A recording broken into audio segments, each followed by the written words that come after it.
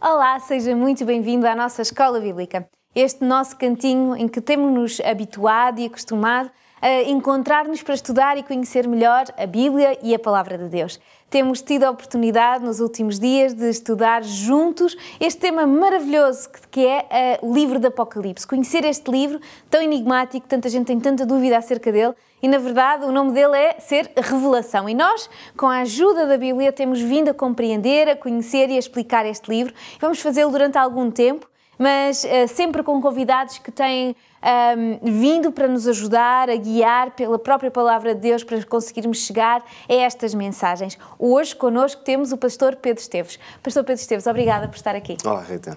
É bom estar de regresso aqui à Escola Bíblica. E com a ajuda de alguém já muito conhecido, a maior parte, vamos então começar já através do nosso sumário. Pastor Pedro, qual é o sumário de hoje? Sim, nós vamos olhar para uma das mensagens mais extraordinárias e talvez até mais interessantes do Apocalipse, que são as chamadas cartas às 7 igrejas. São mensagens da parte de Jesus, diretamente, que ele transmitiu à igreja. Já vamos ver que igrejas. E, claro, de uma maneira especial, vamos dar um enfoque na última destas cartas, porque temos razões para acreditar que ela tem uma aplicação especial para o tempo em que vivemos. O pastor Pedro já nos deixou com água na boca, por isso não vamos perder mais tempo. Vamos já abrir a nossa Bíblia. Como sempre, ela é o enfoque e o centro da nossa mensagem, o centro do nosso estudo. Então eu convido a abrir a sua Bíblia aí em casa. Se não estiver por perto, se não tiver a sua Bíblia consigo, então vamos segui-la através do nosso quadro. Vamos abrir então no livro do Apocalipse, no capítulo 1, do versículo 19 ao versículo 20, que diz: escreve as coisas que tens visto, e as que são e as que depois destas hão de acontecer. O mistério das 7 estrelas e dos 7 castiçais de ouro. As 7 estrelas são os anjos das 7 igrejas. Então, vemos aqui que há alguém que manda a João, ou Deus mostra a João, através de uma visão, cartas para 7 igrejas. Mas nós temos vindo e compreendemos, e na Bíblia Deus fazia sempre as coisas de uma maneira um bocadinho diferente. Porquê é que Deus vai chamar um homem que está exilado, no meio de uma ilha, perdido, e lhe fala nesta linguagem e manda esta mensagem a estas 7 igrejas assim, em vez de mandar um mensageiro, como fez com Paulo, como fez com Barnabé? Porquê mandar esta mensagem desta forma? De facto, isso mostra-nos logo à partida que a mensagem e as igrejas de que estamos a falar não são apenas igrejas num contexto geográfico que pudessem ser alcançáveis naquele momento. Okay. Vamos talvez explorar isto com um pouco mais de detalhe. É evidente que, quando olhamos para o período da história em que estas cartas foram...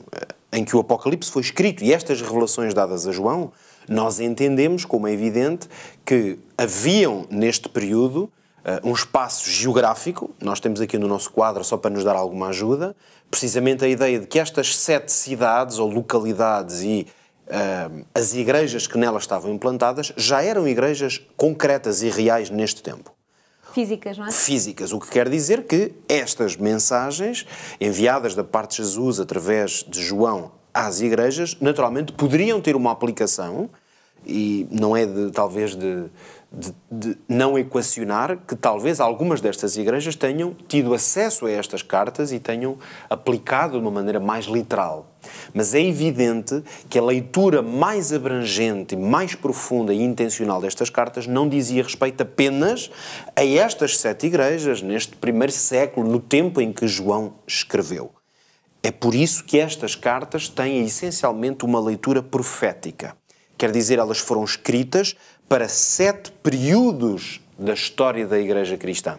Então, quando nós lemos Igreja, nós devemos, na verdade, entender como períodos da história da Igreja. Já na semana passada, aqui com certeza se fez uma primeira referência, nomeadamente à primeira carta e um pouco a este contexto. Nós agora vamos alargar nesta semana, vamos alargar um pouco esta compreensão da ideia das 7 cartas. Vamos então colocar o nosso olhar neste contexto de que a mensagem das 7 cartas corresponde a 7 períodos proféticos. Por isso mesmo, agora já percebemos que elas não são físicas, não é só para aquelas igrejas físicas, ela tem uma abrangência e então elas vão diferenciar um bocadinho entre elas, vão ser mensagens mais similares. Como é que vai acontecer a explicação destas cartas? Qual é o fundo da questão, o fundo da informação que lá vai surgir?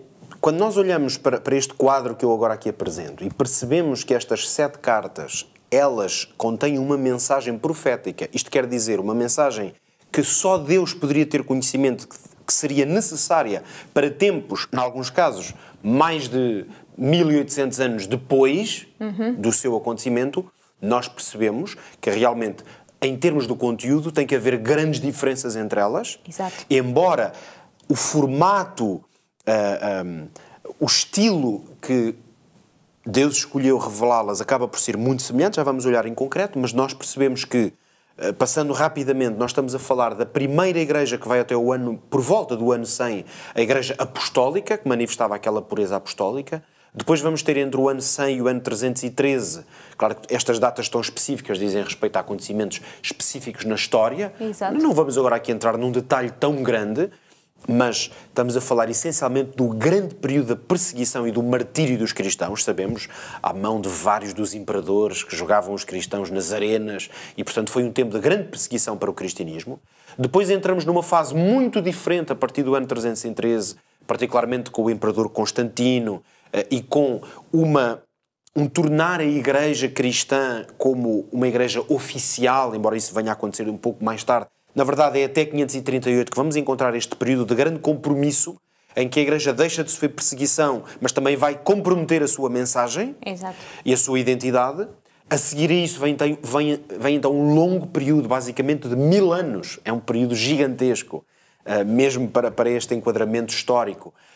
Muitas vezes aquele período que habitualmente chamamos Idade Média, também conhecida aí já mais adjetivamente como a Idade das Trevas. Exatamente. E esse período corresponde a um tempo de enorme apostasia, seja a apostasia da ética da Igreja, seja a apostasia na doutrina, na interpretação da palavra. É uma grande apostasia global entre os cristãos, o que não quer dizer que não existissem sempre pequenos grupos que tentavam sair dessa apostasia, mas que quase não tinham significado.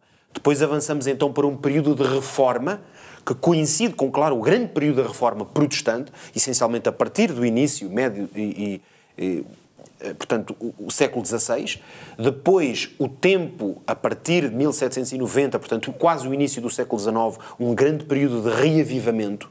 Ele não é grande em termos de tempo, mas estamos a falar de um período, sobretudo, em que as missões espalharam-se e, portanto, o Evangelho começa a ser pregado em muitos lugares e há um grande reavivamento nas comunidades cristãs.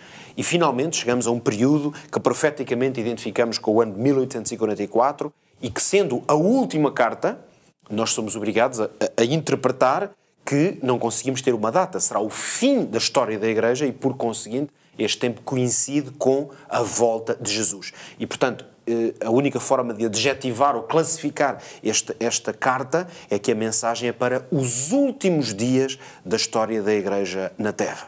Exato. Ora, respondendo agora diretamente à tua pergunta, olhando para o conteúdo, existem algumas coisas que unem, como eu dizia há pouco, a mensagem das diferentes cartas, sobretudo relacionado com a sua forma, mas depois, naturalmente, existem grandes diferenças, uma vez que, como já vimos, a mensagem aplica-se a tempos completamente distintos. Vamos falar de 2 elementos que são constantes e eu acho que é muito relevante olharmos para as 7 cartas desta forma. Primeiro é que Jesus começa sempre por se apresentar como sendo o autor. E então nós vamos ler, quando folheamos a nossa Bíblia, e vamos aqui desde o capítulo 2, nós vamos ver que Jesus se apresenta sempre. Ele vai se apresentar, por exemplo, logo a Éfeso, como aquele que tem na sua mão direita as 7 estrelas. Ok? Depois avançamos e ele vai se apresentar como o primeiro e o último, o que foi morto e viveu. Mais à frente diz o Filho de Deus, o que tem olhos como chamas de fogo. Ou ainda o Amém, como encontramos na última carta, a Laodiceia, o Amém, a testemunha fiel e verdadeira. Ou seja, em qualquer uma das 7 cartas, fica claro que aquele que está a enviar a mensagem é Jesus Cristo. E, portanto, ele não se apresenta com o nome de Jesus, mas apresenta-se com diferentes títulos que só podem ser atribuídos a Jesus. É ele mesmo, exato. E outro elemento que é sempre comum, ou seja, aparece sempre da mesma forma, é o facto de haver um apelo permanente às 7 cartas de que quem tem ouvidos ouça a mensagem. E isto é muito interessante porque nós percebemos que estes 2 elementos fazem a ligação entre o emissor e o receptor. Ou seja, o emissor é sempre Jesus Cristo e é debaixo da autoridade que só Cristo tem como Senhor, como Salvador, como Redentor. Só Ele é que poderia transmitir esta mensagem.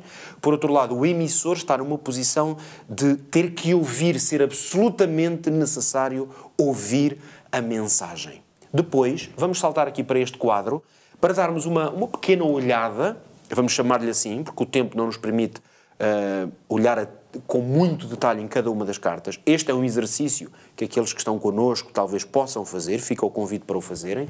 Estamos a falar desde o capítulo 2 até ao final do capítulo 3, mas vamos perceber também alguns elementos que são comuns na estrutura da carta, mas lá está, eles vão alterar-se permanentemente, sobretudo pela tal leitura profética que já aqui fizemos. São momentos da história da Igreja completamente diferentes, então a mensagem vai ser diferente. Okay. Nós percebemos que o Senhor Jesus vai elogiar algumas características que em cada uma destes momentos da história da Igreja são relevantes. Vamos ver alguns exemplos.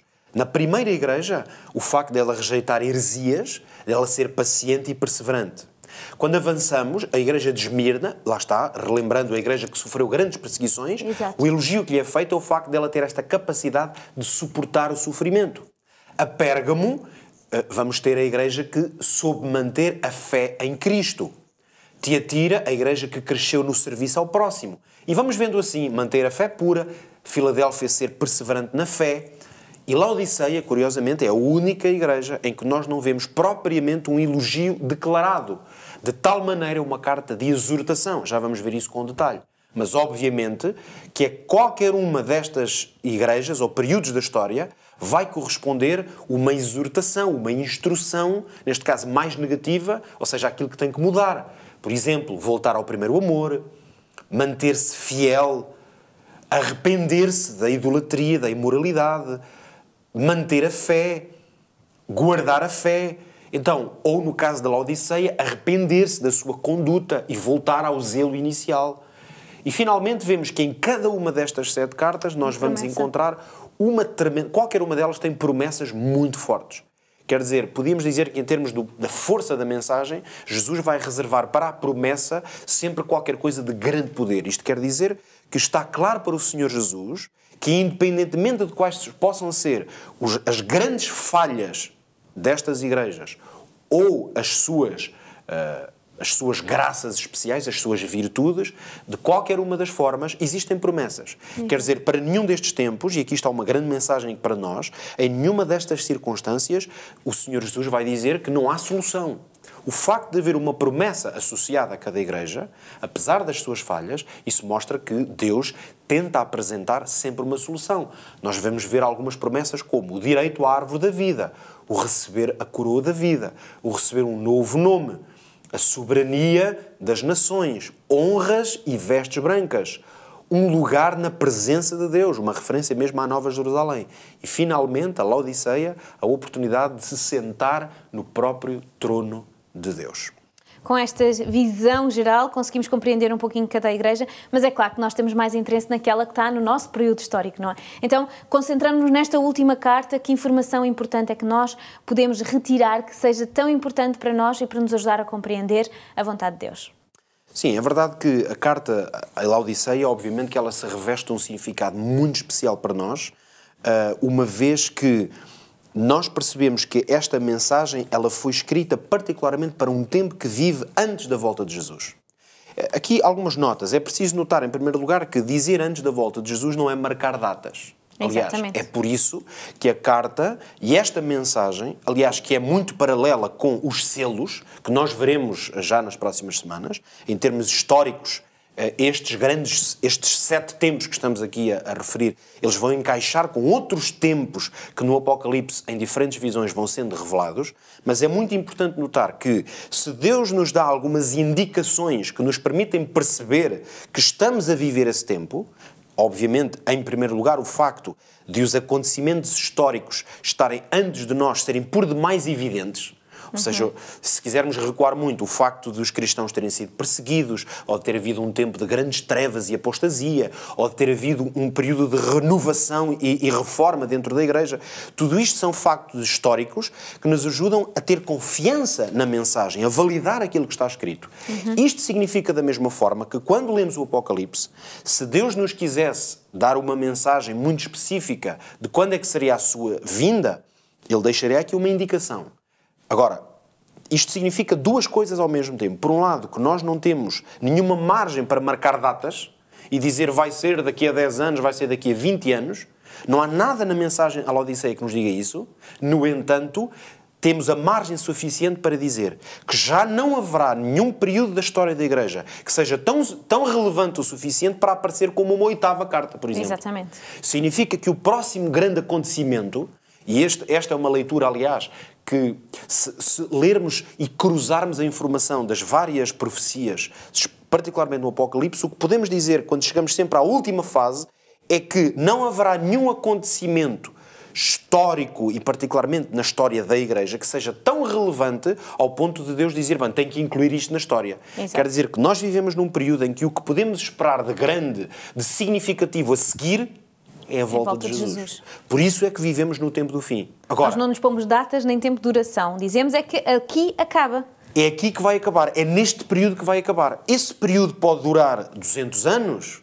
Nós vemos nas cartas que existe diferença, não é? Existe diferente. Há cartas que duraram 1000 anos, aquele período durou 1000 anos, outros duraram 100. É um décimo. No entanto, o projeto divino para aquele tempo aconteceu de forma exata. E esse é que é o ponto central. Exatamente. Aproveitando ainda agora 1 minuto ou 2 para olhar para a mensagem de Laodiceia, 3 notas muito rápidas, Rita. Okay. Em primeiro lugar, dizer que a mensagem a Laodiceia é possivelmente a mais dura, ou se quisermos, a mais solene de todas.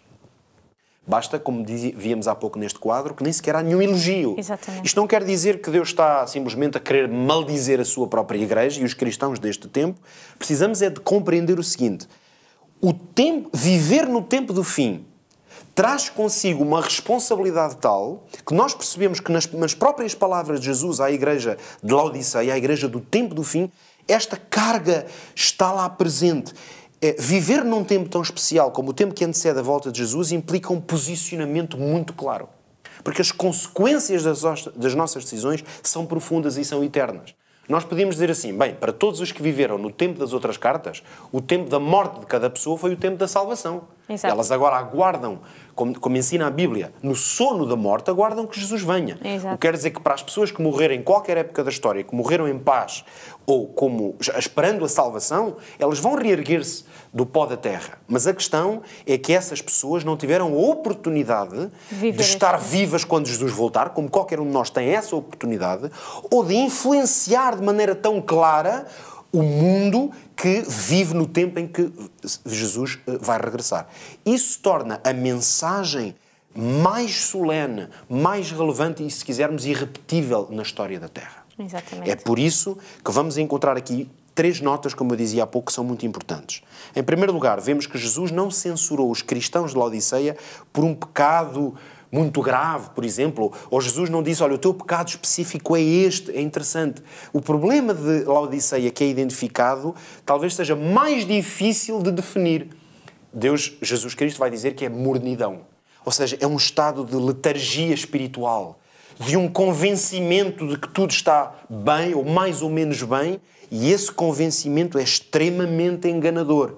Exato. Por isso, não olhemos à nossa volta, talvez à espera de uma apostasia gigantesca, ou se quisermos, muito visível, porque o problema de Laodiceia não é essa. É não ser muito visível e aí é que está o problema. Exato. É mais difícil de se arrepender dessa condição.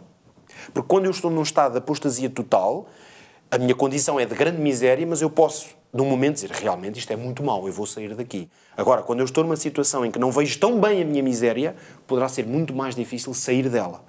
Em segundo lugar, um aspecto muito importante é que o perigo que Deus, ou que Jesus Cristo, vai acusar ou alertar esta igreja é de que ela pensa que não tem necessidade de nada. E esse é um problema terrível. A Escritura diz no versículo 17, no capítulo 3 do Apocalipse, que a igreja diz: rico sou, estou enriquecido e de nada tenho falta. Então nós temos aqui uma espécie de ousadia espiritual, que é um dos grandes perigos, que é o pensar de que a nossa salvação, a nossa condição espiritual é boa. Talvez pensar que por causa do nome da nossa igreja, ou pensar que por causa da nossa doutrina. Para outros pode ser que tenha uma experiência mística ou espiritual muito forte. Diferentes formas ou razões podem levar as pessoas a pensar que estão seguras espiritualmente. E a mensagem diz: não se convençam que o nome da igreja, a fronteira ou qualquer outra coisa externa vos assegura, porque o que se passa é interno. Vocês não estão a alimentar a vossa relação com Cristo e então estão numa condição espiritualmente terrível. E por isso a igreja de Laodiceia precisa de arrependimento. Se pudéssemos resumir numa palavra a mensagem desta carta é: nós precisamos de arrependimento. E se algum de nós não está a perceber de que é que precisa de arrependimento, então está exatamente na condição de Laodiceia. Exatamente, porque se não percebemos, então estamos mal, é porque não estamos a compreender aquilo que Deus tem para nós. Obrigada por nos ter explicado estas 7 cartas, em especial a carta de Laodiceia. Agora que eu já compreendi, que eu já pude perceber, o que é que eu tenho que fazer? O que é que eu posso fazer aprendendo fazendo? Vou fazer isto em segundos mesmo. Na carta à Laodiceia há um grande apelo, quase um convite da parte de Jesus, quando ele diz assim: eis que estou à porta e bato. Se alguém ouvir a minha voz e abrir a porta, eu entrarei em sua casa e com ele cearei. E ele comigo. Isto é um convite ao relacionamento. Isto quer dizer que Jesus quer entrar na sua vida e fazer parte dos seus hábitos diários. Porque comer e ter pessoas à mesa é a nossa rotina.